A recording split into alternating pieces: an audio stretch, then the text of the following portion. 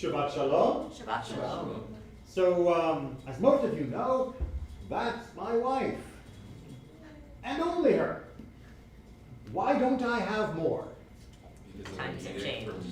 Times have changed because of an edict. Yeah, Gershon. Rabbeinu Gershon, who was Or Hagula, the light of the exile, about 1,000 years ago, said, we're not doing that anymore. We're not doing that anymore. It's one and only one. Because prior to that, we can read about this in the Mishnah, and we'll get there eventually for those of you who tune in for the Mishnah class. Prior to that, the rabbis had said that yes, the Torah permits multiple wives. It's explicit in a number of places of what happens in some of the awkward parts of when you have multiple wives. But because of the obligation to multiple women, that the most you could have would be 4. 4 would be maximum. When we get to Mishnah, we'll talk about exactly what those obligations were and what the husband in particular owed his wife in terms of visitations. But that's all we'll talk about at the moment. Rabbeinu Gershon comes along and says, no. One, only one, we're done. Why? Why did he say we should stop? And he was not unanimous, he was not alone in this. He had many other people who also agreed, many who preceded him and came after him, who chimed in as well and said, absolutely right, this is appropriate, only one, that's what we should be doing. But why? The rabbis of the Mishnah said that 4 was fine. The Torah implies that multiple is fine. No, what changed? Was it sort of a cultural thing, just how we adhere to other nations or Christian religion? Or? It was absolutely a cultural thing. Right? This is what's known as acculturation. After having lived in the European setting, and then in particular with the rising piety of the Christian European setting, and piety is used as a form of imperiousness, we felt a little weird that our neighbors got married and they couldn't even get divorced, because that was the Catholic law of the time. We got married and then had another, and if we wanted to have a concubine, that was still allowed, and it just looked a little, something was not quite right. We felt a little as though, are we over-sexualized? Is there something wrong with us? That they're all like acting like nuns and monks and we're having multiple, okay fine, we're only gonna have one. Because it looked bad, it felt bad, and it wasn't just keeping up with the Joneses. It was also a sense of Jewish cultural feelings had changed. Having lived within that setting, we no longer felt comfortable having multiple wives. Indeed, some of the commentators at the time said, nobody expects a person to have a second wife, and so it would almost be as though you were cheating on your first wife by taking a second. So it doesn't feel fair, it doesn't feel honest, it just doesn't feel right. The attitude had changed. Which is why it was quite a shock to those European Jews when they bumped into Jews from parts of the Middle East, especially during the founding of the State of Israel, and they came with multiple wives and kids. And the European Jews looked at the Middle Eastern Jews, and the Middle Eastern Jews looked at the European Jews, and it's like, that's funny, you don't look Jewish. The Middle Eastern Jews were dressed, well, as you would imagine an Arab to be dressed, wearing the clothes of the Arab areas that they were living in. If you were in Yemen, you dressed like a Yemenite person. If you were in Lebanon, you dressed like a Lebanese person. And the Europeans, of course, they were dressed according to the customs of Europe. And then when they compared menus, a wild difference between the two.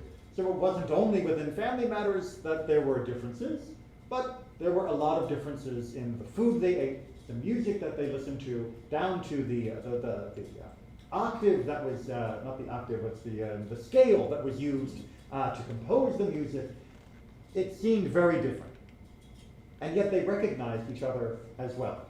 The Jews that were from the farthest flung corners of the world, whether it be from the tip of England all the way to the tip of the Arabian Peninsula, they may not have recognized each other as Jewish by their clothes, by their accents, even by the way they said Hebrew, which was very different in some of those places. But they still recognized each other as Jews.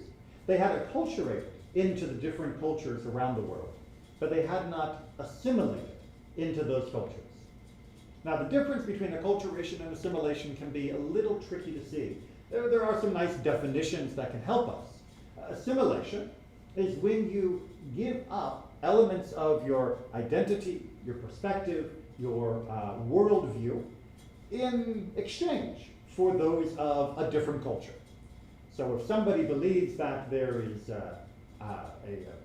only a right way to pursue justice, for example, in Judaism we believe that it is not right to ever execute a person for a financial crime, whether it be theft or fraud. Assimilation would be saying, you know what, I think those Europeans had it right when they were hanging people for stealing sheep. That would be assimilation, taking on the worldview that property somehow was more valuable than a human life, and therefore that you could punish a person with death for the loss of property. Acculturation, on the other hand, is changing the drapings of your identity, your music, your language, your food, your style of clothes, as we talked about at the beginning, which is why we no longer wear four-cornered garments as standard, but instead are wearing these sorts of things. Not that I hold myself up as a model of fashion, but I'm in the ballpark. It's self-evident. I'm in the ballpark of a standard clothing shapes, if not style, and I don't have four corners. But does that mean that I've lost my Jewish perspective? Does that mean I've lost my Jewish essence? Of course not. And thus, when the Jews from around the world came together and recognized in each other that though you may be from Scotland and I may be from Yemen, we still share a love of Torah and all of its principles and values. We share a love of each other as brothers and sisters from across the world who maybe haven't spoken to each other in a very long time. And we can be together.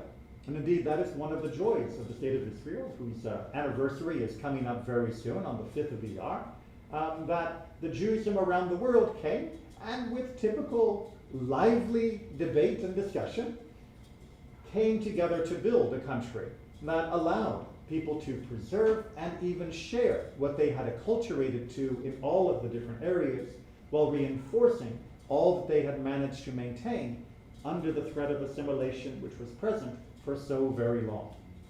This is one of the gems of the modern State of Israel, and one of the things that even those of us who do not live in Israel, I believe, have benefited from greatly, to realize that indeed Judaism is very enduring, that assimilation is not a constant drain, it is not something that will always pull us away from ourselves and from God, that we can acculturate while maintaining our true, strong Jewish identity. And with that unique American Jewish identity, added to the mix not only in Israel but globally, as the Jewish world is now connected so much more than it has been in the past, we are adding something special, something unique.